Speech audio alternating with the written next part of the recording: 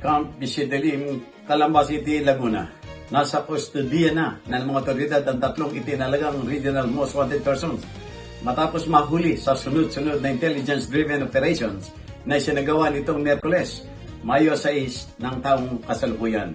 Pinangunahan ng mga tauhan ng Criminal Investigation and Detection Group o CIDG Batangas Provincial Field Unit kasama ang Tanawan Component City Police Station at Tiyaong Municipal Police Station ang matagumpay na operasyon.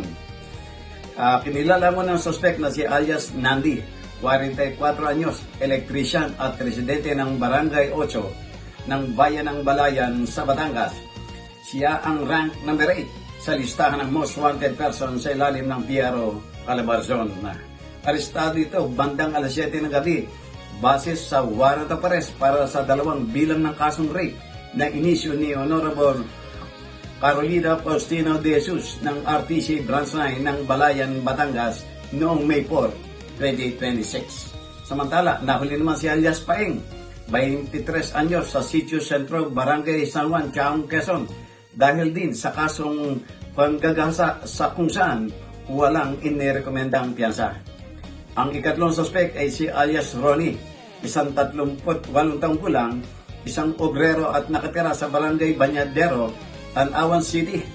Dinakip ito bandang alas 8:45 ng gabi sa Barangay Bagong Bayan ng lungsod ng Tanawan dahil din sa kasong panggagahasa.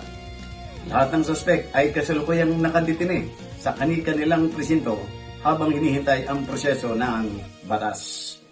Jojo Cesar Magsubol Gulat para sa journalnews.com.ph.